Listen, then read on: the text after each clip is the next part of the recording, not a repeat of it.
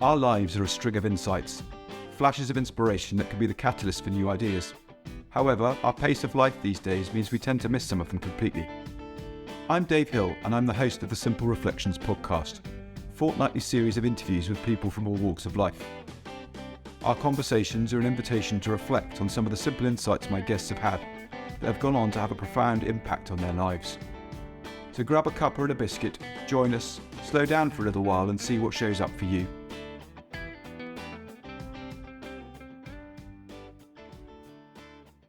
Welcome to the next episode of the Simple Reflections podcast. I'm going to start with an apology today because I've got a stinking cold, so please bear with me.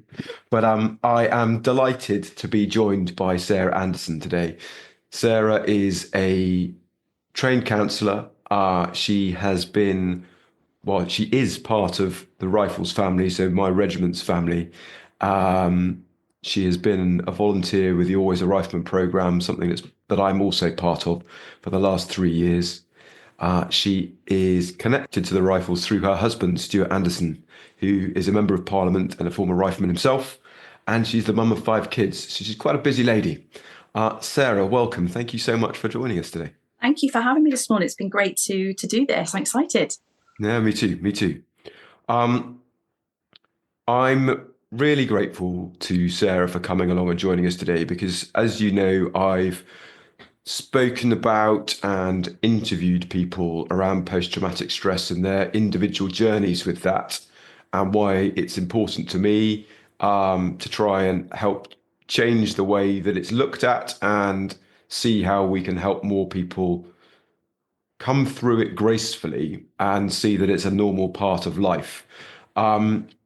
Sarah very kindly has offered to come and speak today around her experience of living with post-traumatic stress as a spouse. And I know what a tricky thing that can be, trying to juggle everything together and keep a family operating and all the rest of it. And so, yeah, Sarah, from your point of view, how has the experience of living with post-traumatic stress been? You know, maybe even take us back to the start before you even knew that it was a thing. Yeah, sure. I mean, I never knew what post-traumatic stress disorder was. I never had heard about it. The one thing I remember before I met Stuart, my parents said to me, because we're from Hereford, so we have the regiment in Herefordshire. So SES guys are, you know, the thing, you see them around town.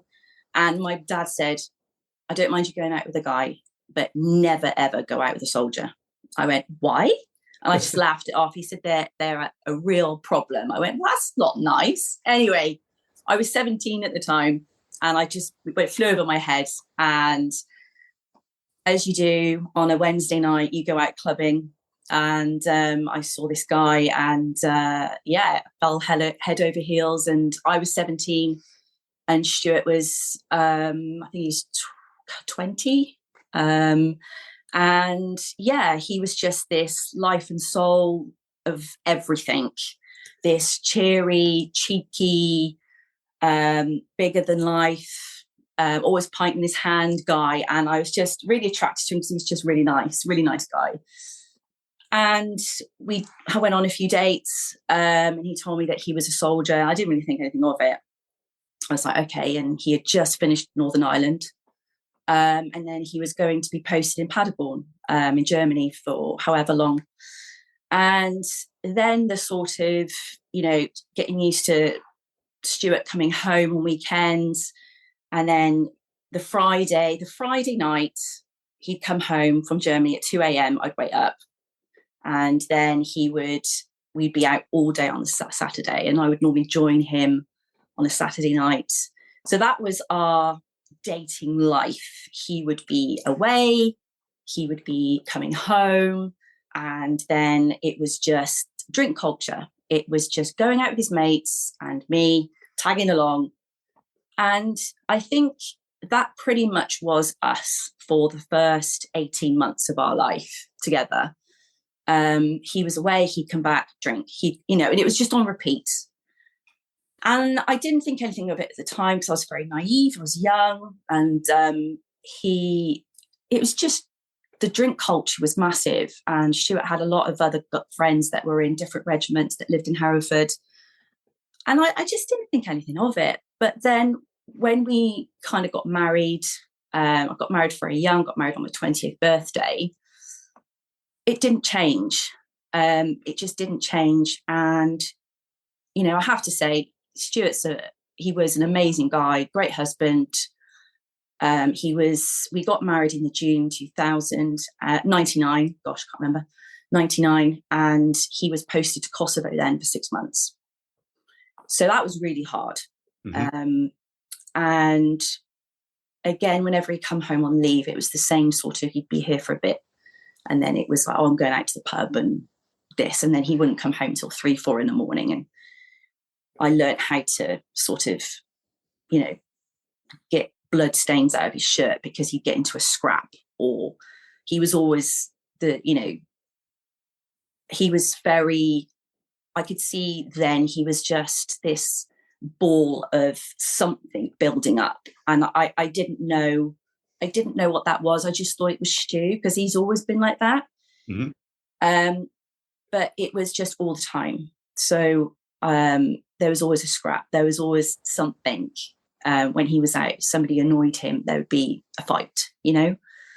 And that was kind of how it was for a while. And then Stuart continued to be in the military. And then we had our first daughter, Ella, in 2000. And he was at the time going on selection for the regiment.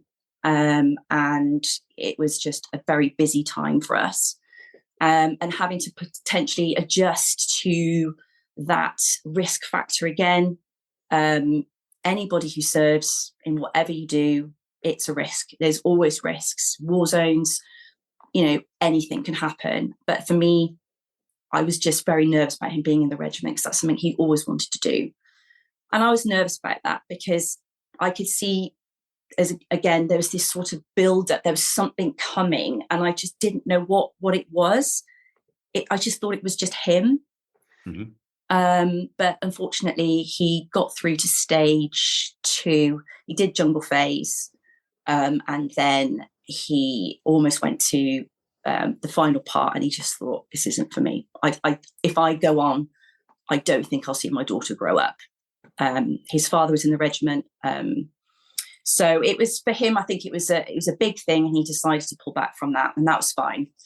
So we had our daughter, and my priority shifted because I had a little girl. Stuart was then into the close protection side of things, and he was working away a lot. And it was just the same pattern. And I was also dealing with a little bit of postnatal depression as well. But again, I didn't know what that was. So we were both 2 people living in just side by side, passing ships in the night. You get on with life. But again, there was just something not right. There was just something not sitting right with me, that this drinking, this excess was normal. Stuart was always very... he would never really show his emotions. You knew if he was happy, you knew if he was sad, yes, but there was no sort of emotion. He seemed very cold, very shut off at times. And again, I didn't know what that was. And it wasn't until I had our second child in 2004. And at the time, Stuart was working in Iraq. And again, it was just, that's very hostile, as you know, very hostile environment. Is he going to come home? Is he going to be all right? And I was carrying on with family life, pregnant.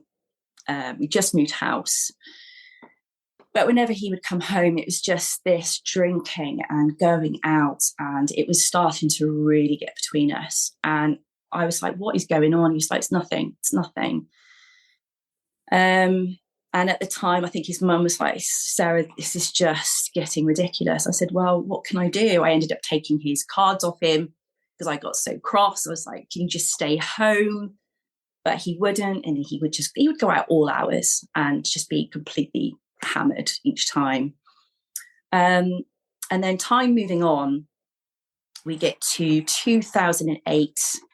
I was just about to have our third baby, and we had moved again. And Stuart had his own business at the time, in security, and was doing really, really well. And obviously, it was a very successful company. But there's pressures with that. There's a lot of pressures with that. You don't switch off. It's always go, go, go, go, go. And this habit was just increasing. I noticed like even more. And when I come to the point of looking back a bit, which I'll talk about later, hindsight's always a wonderful thing.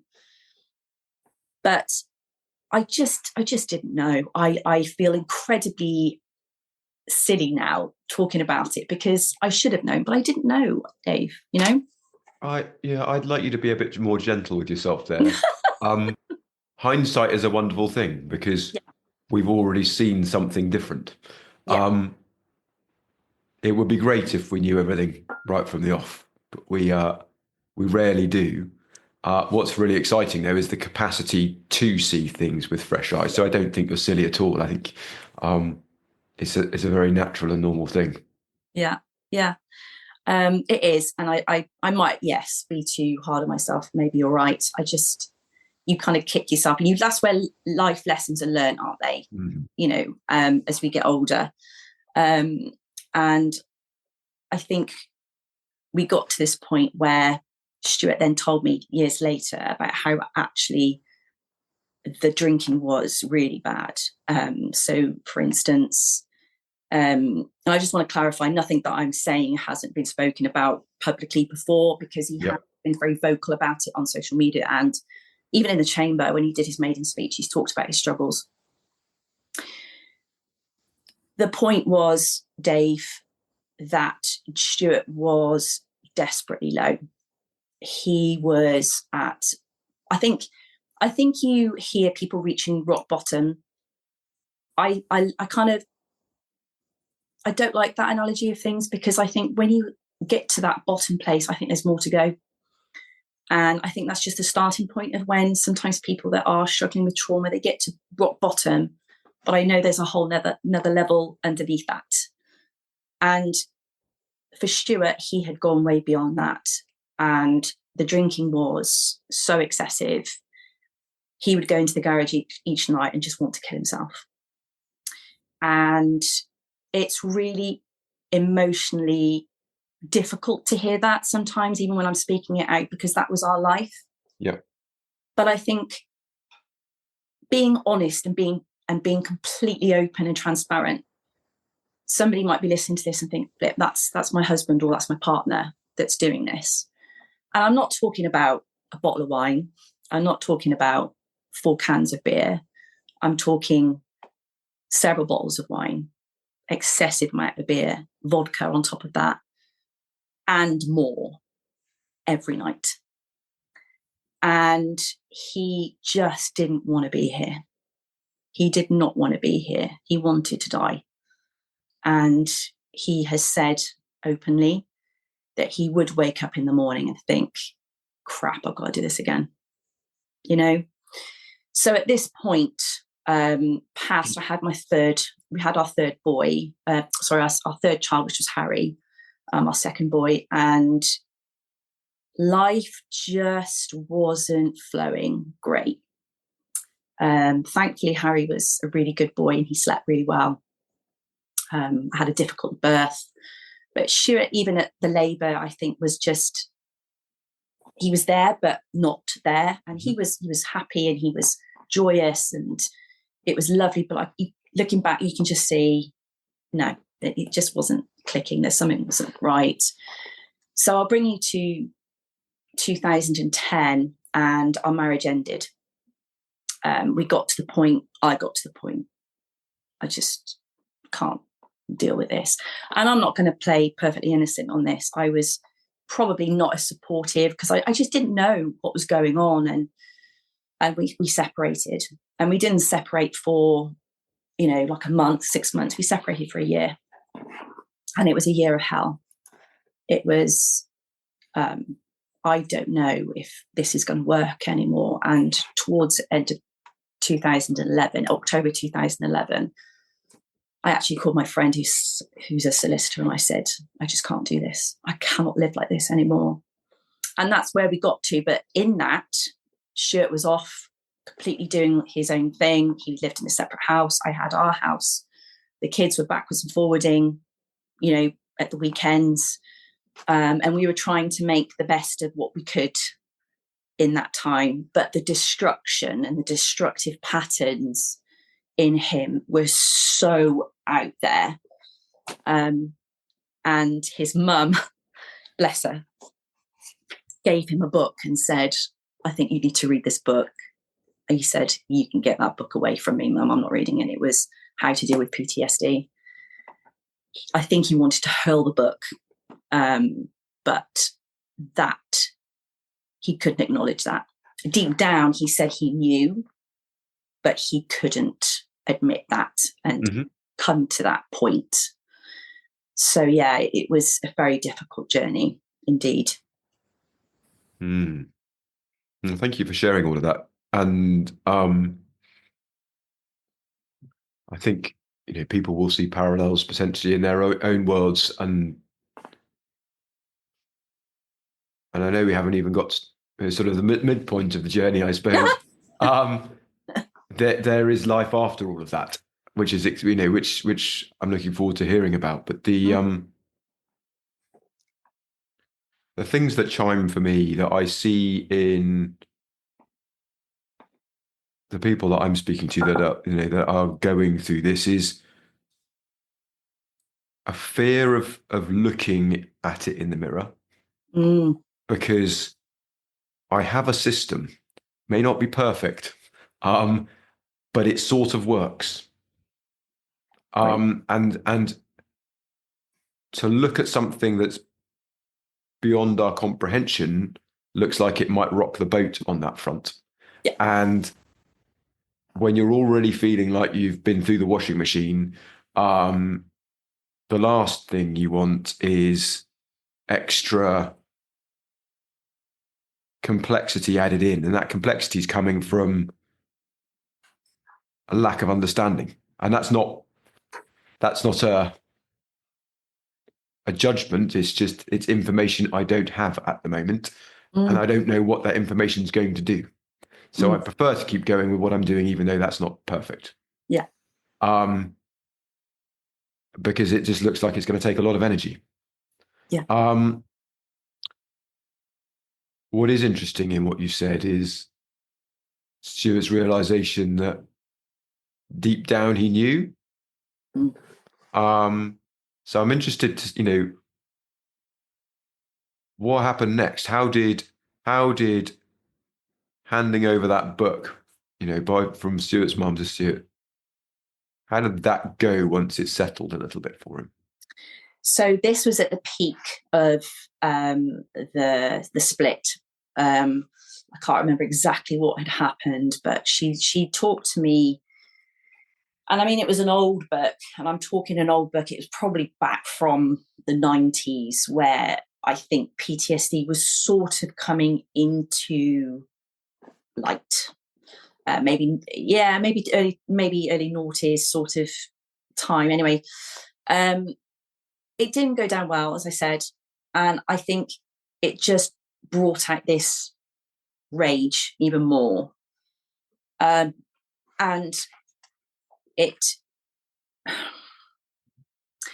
took a while, and I think he just was so far removed from not reality, because he wasn't. I think he was just working on empty. He was just running on empty. And for anybody that knows what it's like when you are so far from burnt out, you are just existing.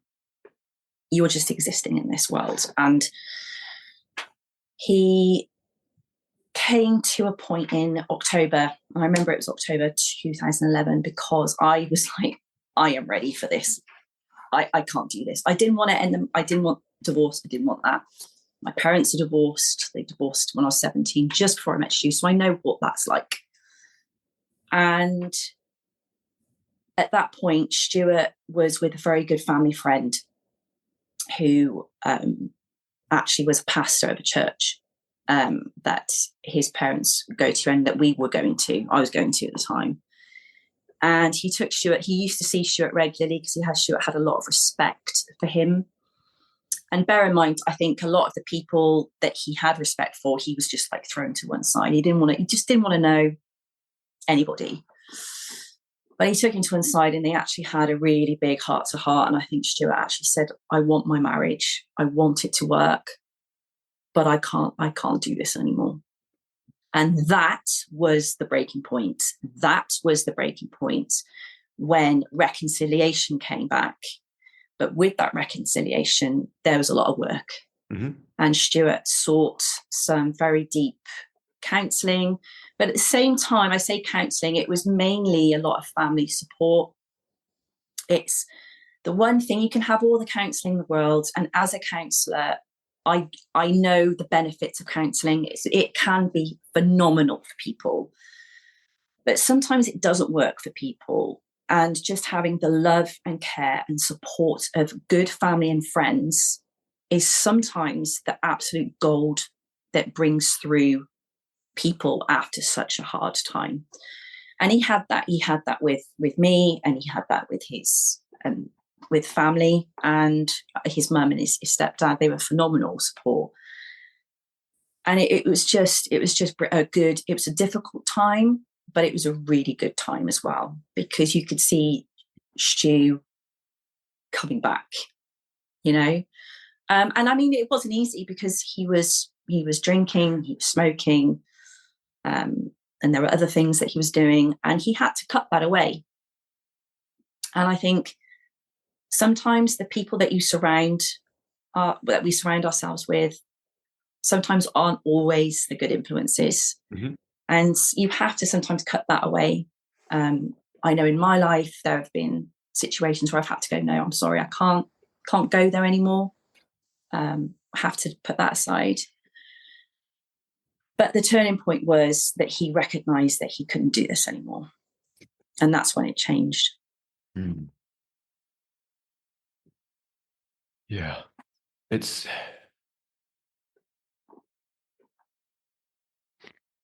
a sort of humbling experience. Being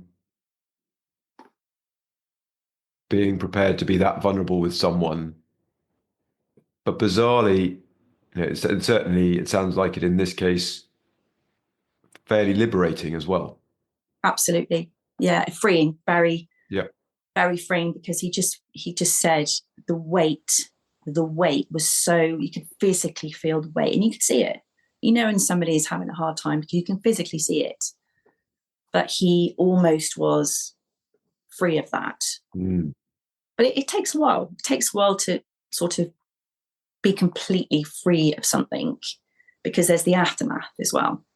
Yeah, but there's, I think seeing the possibility that it's, that is a thing, that it, there is another way. I don't know what that is, but I'm open to exploring it. That, that is huge in itself.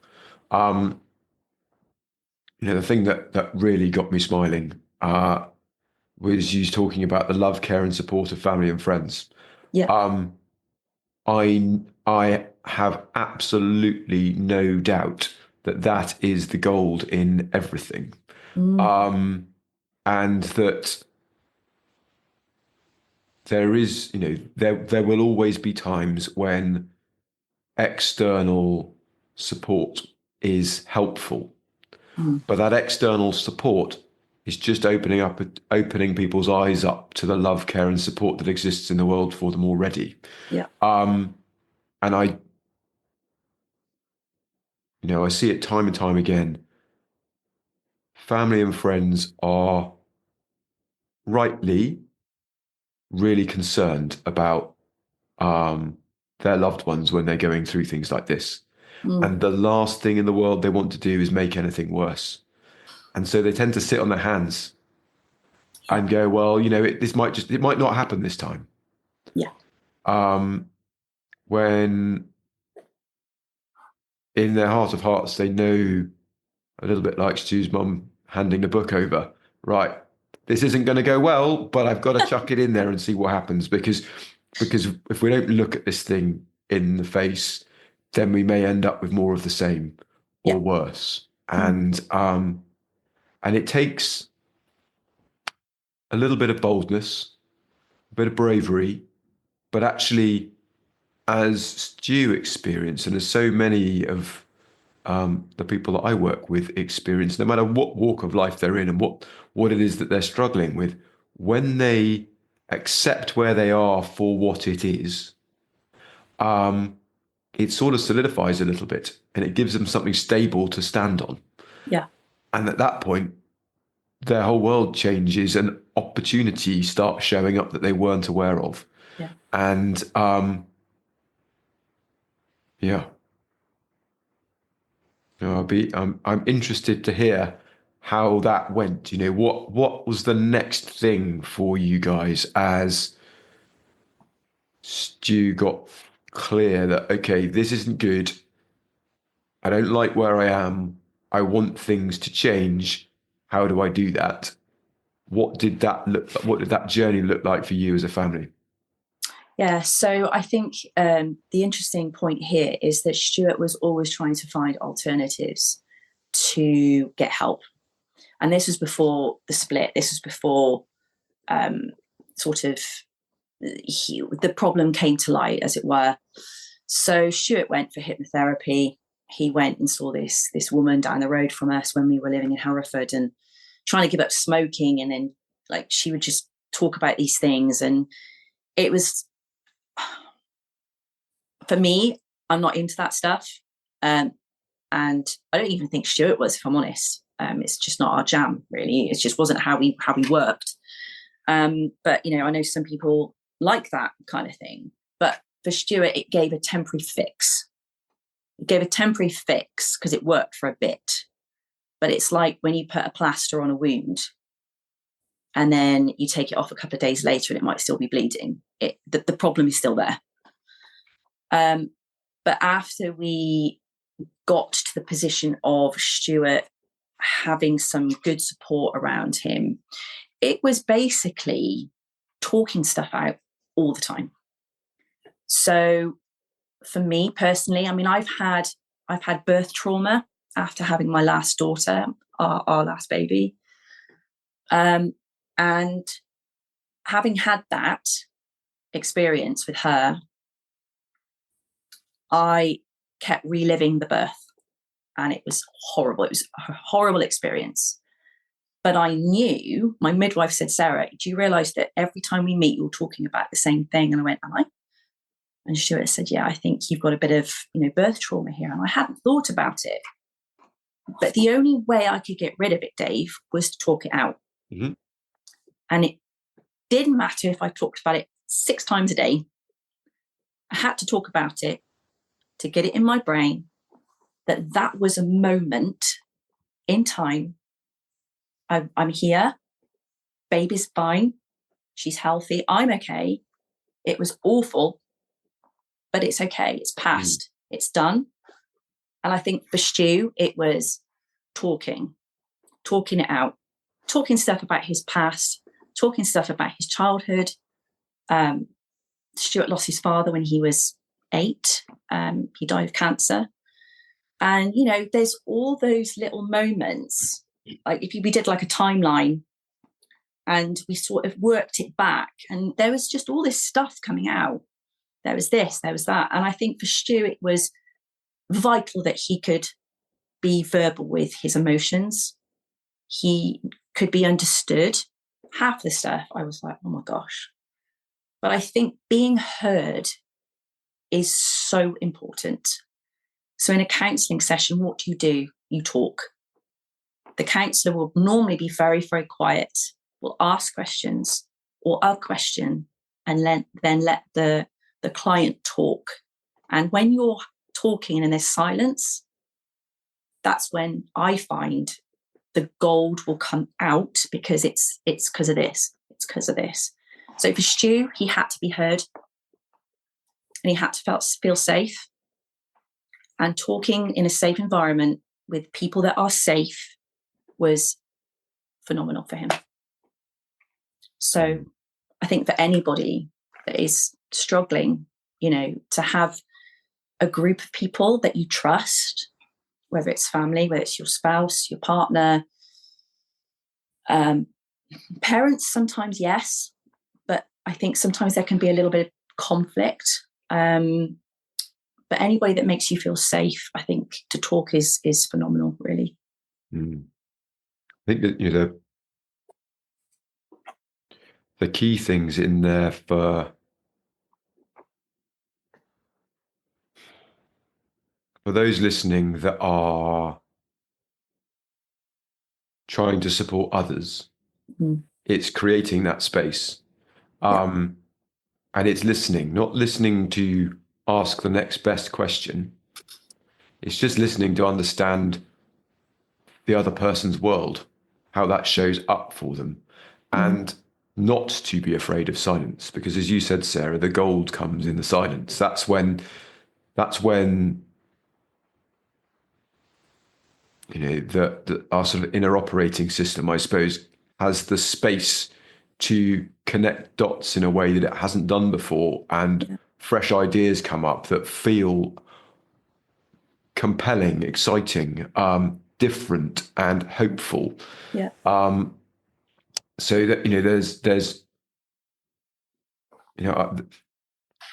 in my world, I see listening as my superpower. That's my job. But my job is to show up and listen unconditionally, without judgment, to whoever's sat in front of me, and see what magic happens as a result of that. Yeah. And it's such a wonderful gift, and it's nothing clever. It's something we can all do. Yeah.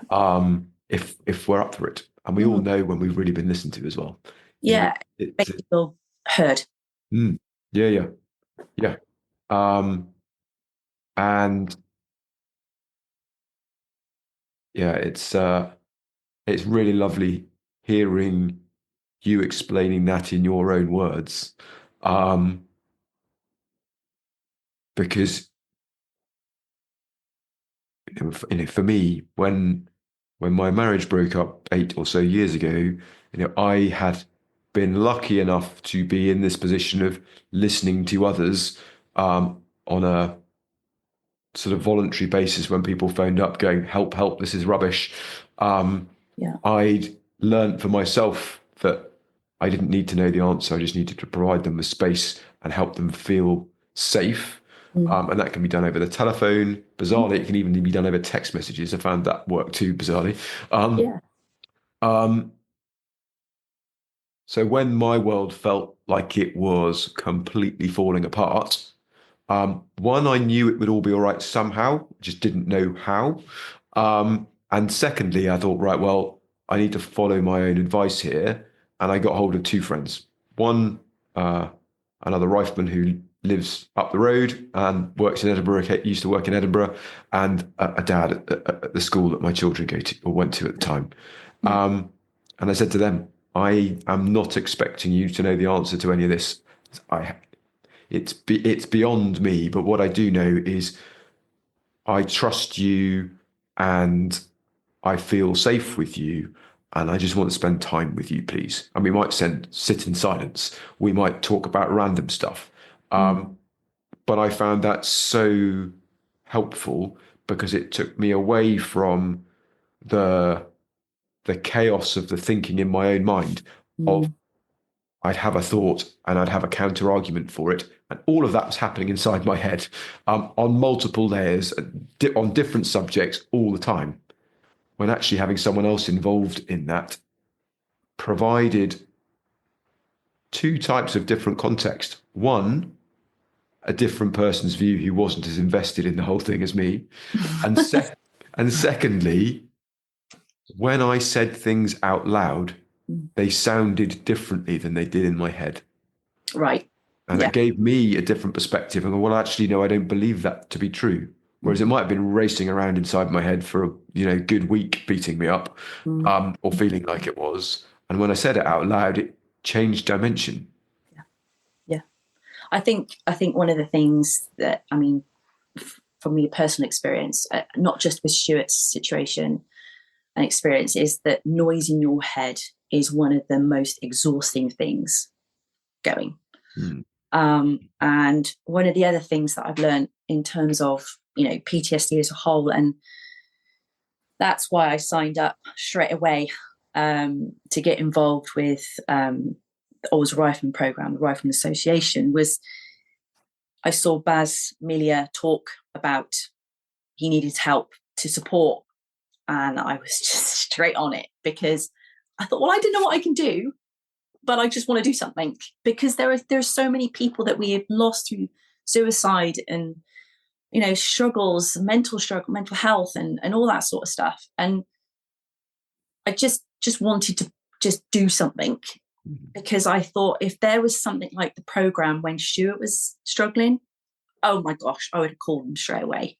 And I would have known that in half an hour, somebody would be at my door and somebody would be there, But one of the other things that is just so good talking is when you're with somebody that has battled with trauma, it's just removing any expectation that they think they've got to get better.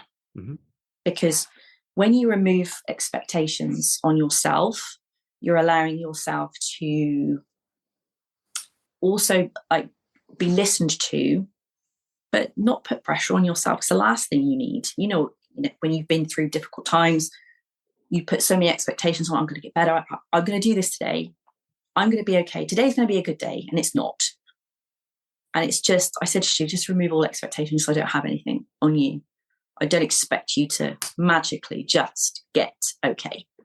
And I think for him, he was like, that makes me feel better, But I think also to remove logic.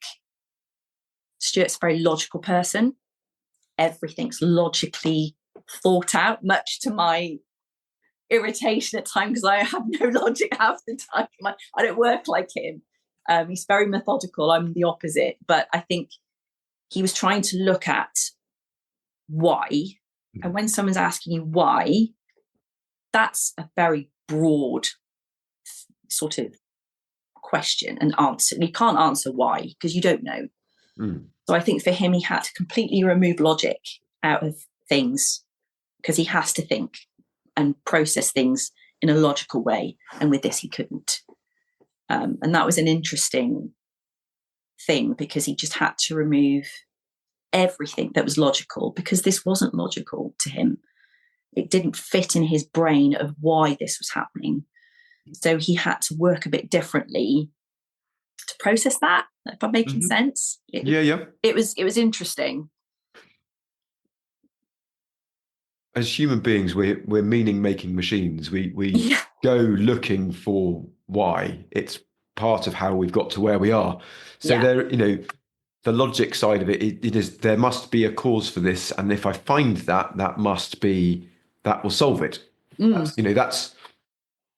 That's the sort of whole cause and effect chain, I suppose. That's the way we tend to like to think about things. But sometimes things just are. And I'm going to give a silly metaphor here. Go on. So I've got a puncture. I can see the nail hanging out of my tyre. That's, yes, I can see that this is the thing that's causing the problem. The why for me is, where did I pick that up? What could I have done to have avoided that?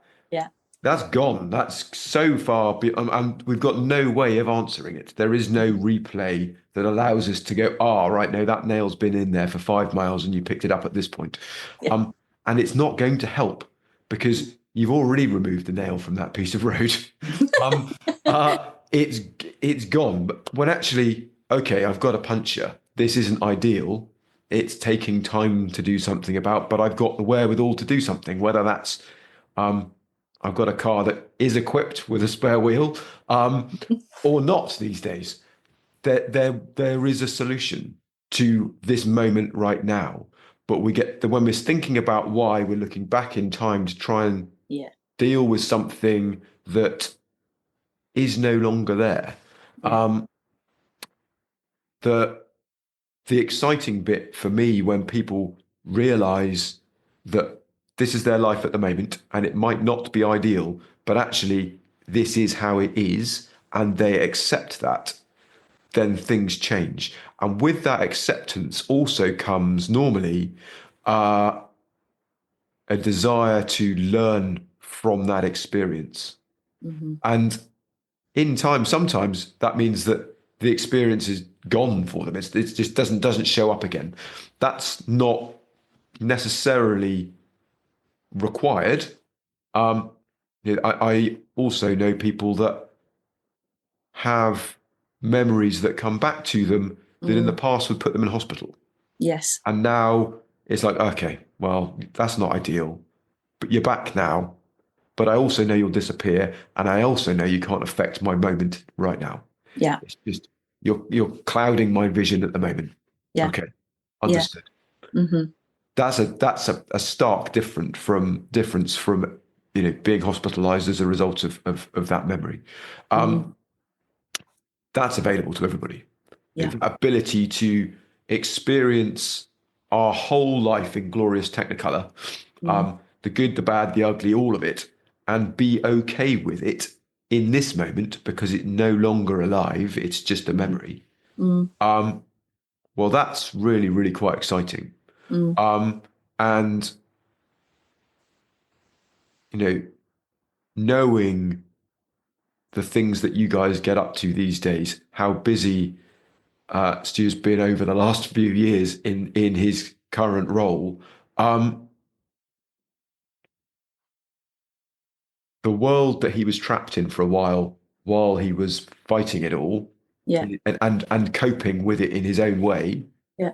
to where he is today is living proof that that there is life beyond this stuff, and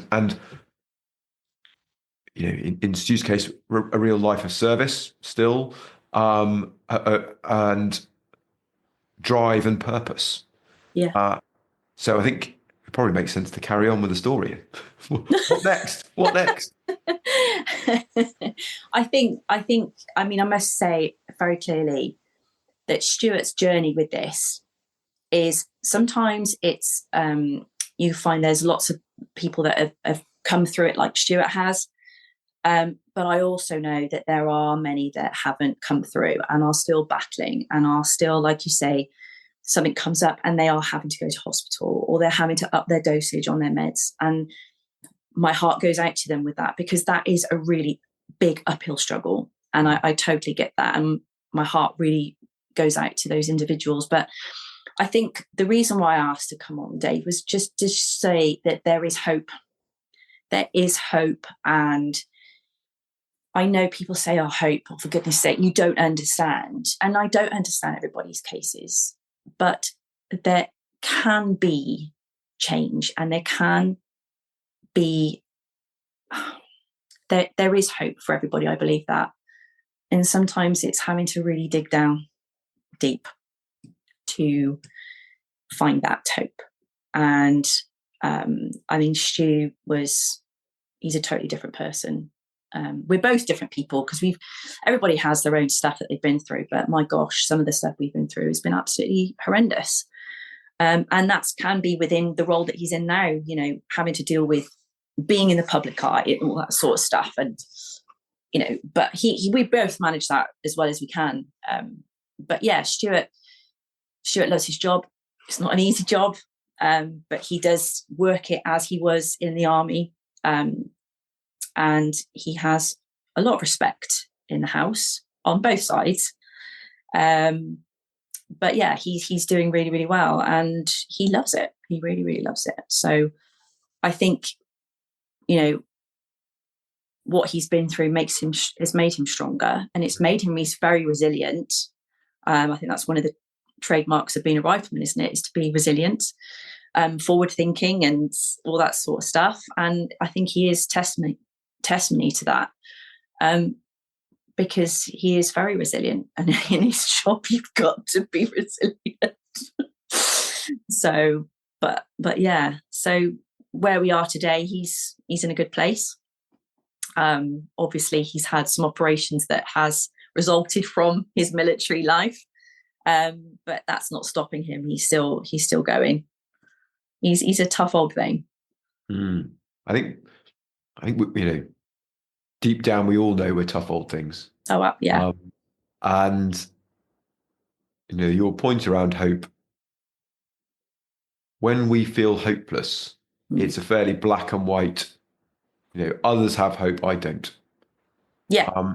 That's what it tends to look like, and it looks unfair. Very bleak as well. Just bleak, isn't it? But it's perfectly natural and perfectly normal. There is bizarrely hope built into that very message, because we are all designed to thrive. We deserve to thrive. And part of that design is trying to catch our attention, to ask us to ask questions of how we're thinking about things. And a little bit like knowing deep down we're all resilient. Deep down, we also know that there is hope everywhere, all the time. And when we're confronted with the thought that there is no hope here, it's actually all the lights on the dashboard going, you're missing a trick here. There is always another option. And that other option can be as simple as putting your hand up to someone that you trust and say, I'm lost. I don't know where I am. Yeah. Like Stu did with that pastor. It could just be some random person on the side of the street. Absolutely. We can establish strong connections with all kinds of people at any time. And being open to that, being open to the possibility that there is an alternative, albeit this looks horrible. What's the alternative?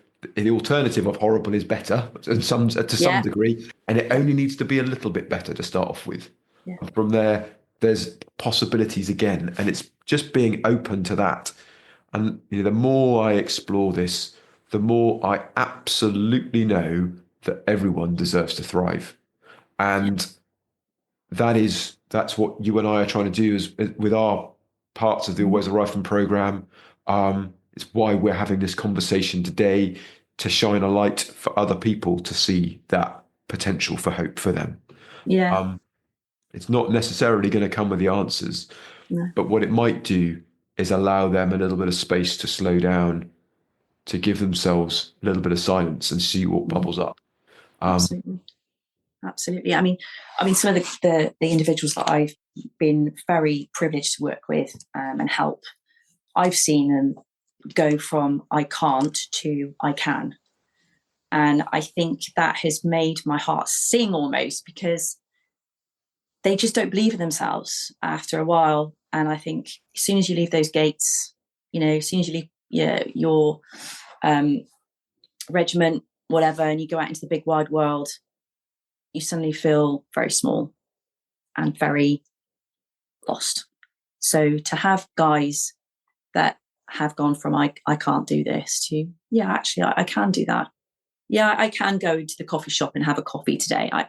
It's a wonderful thing to just encourage people. But everybody deserves hope, as you said. And I think there is life after trauma.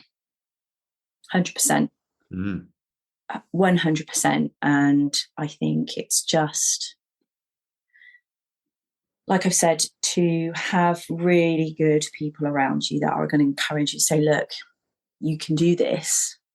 Even if it's a small step, it's going in the right direction. And you are going to go one step forward and maybe 3 back, but it's the fact that you can go forward in life after having such a hard time.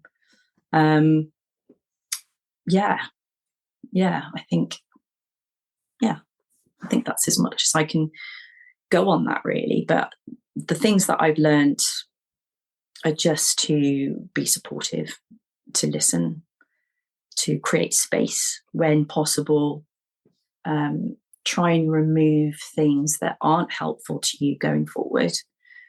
Drinks, drugs, alcohol, people, places, like if I wouldn't take Stu to the pub to talk about issues when quite clearly he had a drink problem. It's just being aware. In counselling, we use the term of, self-awareness. To be aware of your surroundings, to be aware of where you're at is key, really. Sarah, thank you so much. It's been really enlightening hearing the story of your family said so openly, and shared with so much love and hope for others in terms of what they're going to hear from it. And it's very kind of you.